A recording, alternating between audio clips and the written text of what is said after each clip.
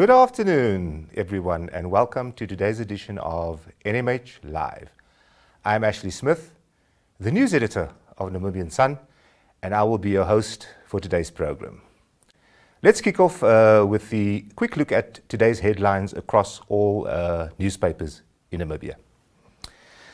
And the Namibian Sun reports how strongly civil society has reacted to a transphobic attack on a trans woman, a story that is also carried today by the Algemeine Zeitung. What makes this incident even more shocking is the fact that a former presidential candidate, Frans Gavasep, is involved. And Gavasep and two other men are seen on a video clip tying up the trans woman and then flogging her with a donkey whip.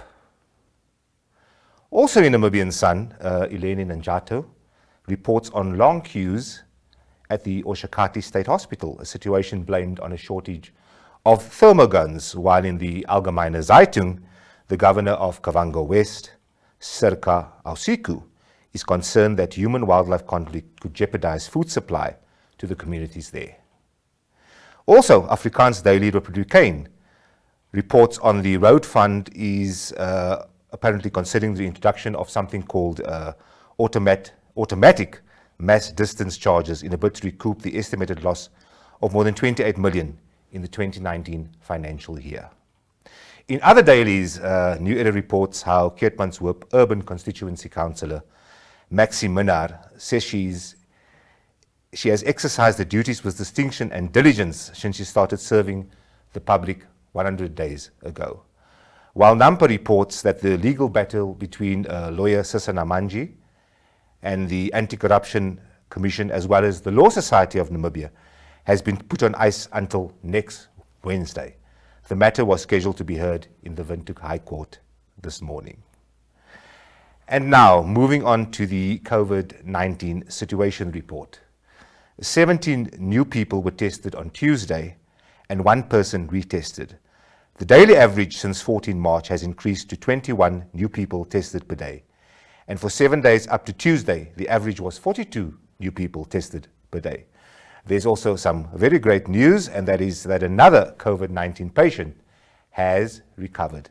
This brings the number of recoveries to 9 out of the 16 reported cases. And now moving on to the Rundu region, Adolf Kaure reports on how the Ministry of Industrialization, Trade and SME Development handed over materials to 4 tailors based in the Rundu region, which will be used to make face masks. At the handover, one of the beneficiaries, Precious Gavasep, expressed her thanks. Let's take a look at that clip.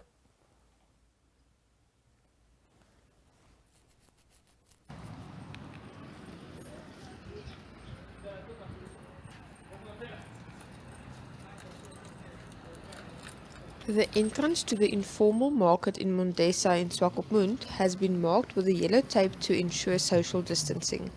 A notice giving preventative tips on COVID-19 has also been attached.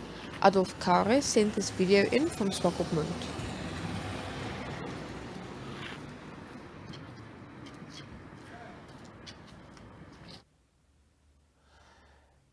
And welcome back. It's now time for us to take a look at the weather.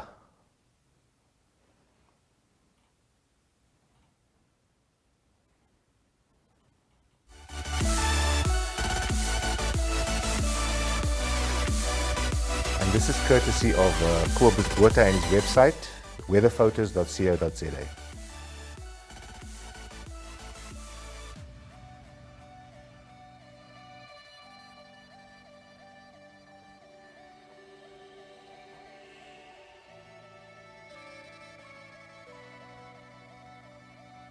And moving back to another video insert, we have a video from our correspondent in Rundu, Kenya Kambowe, and he shares how Rundu Chiefs Recreational Club donated food items to its current and former football, netball and volleyball players. Donations were also extended to vulnerable communities in Kavango East and Kavango West. Is we're giving out food parcel to different categories. Category 1, we gave food to our current players, soccer, netball, and volleyball, just to mitigate the COVID-19 problems that is happening in Namibia. 2, we also gave food to the community members who were playing for Rundu Chiefs before. The people who have established it, and then those who have also played for the team. But now they are in a devastating situation.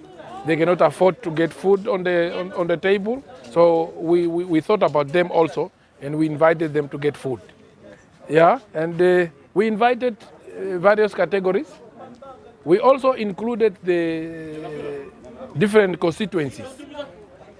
Because of the scarce resources that we have, we could not involve all the constituency in Kavango East and Kavango West region. So we selected 3 from Kavango East and then 3 from Kavango West. And then they were represented, so we identified 5 people in each constituency, meaning we gave to 30 beneficiaries in these various constituencies.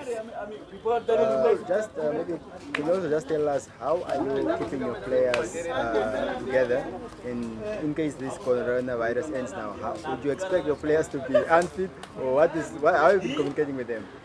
No, when the president announced the state of emergency and then the COVID-19 regulation that we should not be in gatherings, we sent our players out to their various places, but with a message that they should not just go and sit idle. They need to keep on training. So we have a WhatsApp group where we are sending in the different types of training that they can engage themselves while they are at home. So our coach on a daily basis is sending them different types of training that they can endure so that they can keep fit. As soon as we are going to be told to start registering the players, because we are ready. We are only waiting for NPL, NFA to start telling us when they are going to resume with the Last playing. but not least, how is life without football? Life without football is very boring. Okay. We do not know what to do. So that's why you see people are now fighting to search where alcohol is, because at home is very boring. But when sport is on, so you will go to the soccer field from morning up to the time when the sport is going to finish. By that time, you will not have energy again to go and look for alcohol. So you go back home and then the rest.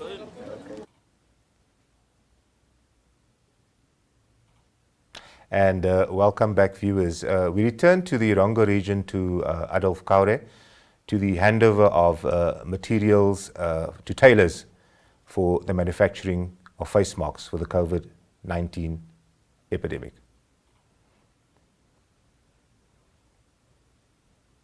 Today we are handing over 4 tailors based in the Rundu region. It is expected that they will produce in total 12,000 masks, which will be retailed from between $15 to $25 per mask, and will cater for the elderly and vulnerable groups. All tailors will have access to the technical specification guidelines as provided by the Namibia Standard Institute. It is evident that the impact of COVID-19 has had a negative effect on the micro, small and medium enterprise, but we will pull through together. With these few remarks, I would like to sincerely thank the ministry for availing these materials to our people, and also would like to ensure that in Rundu region we will surely produce this mask, and it will be provided to the intended beneficiaries, which are the vulnerable groups, and will also adhere to the regulations of wearing a mask as per the regulated as per the announced regulations by the government, that all of us, all people must wear a mask. I should also maybe mention that as a office of the governor, we also are going to procure some of the masks to give to the general public. These ones that we are receiving today will be manufactured for the vulnerable community. Those are now the elderly groups and also the others like the street kids and so on, those that have been registered. But of course, not everybody will be able to afford and also get access to this mask. So it is for that reason that we as the Office of the Governor, we will also act in terms of assisting those that are not going to be benefiting from this consignment that we have received.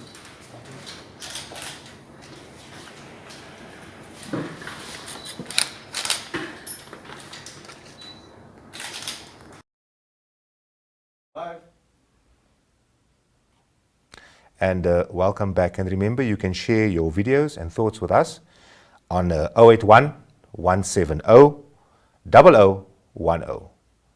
I'm Ashley Smith, and I'm the news editor of Namibian Sun. Thank you for joining us for today's program, and we'll see you all again tomorrow.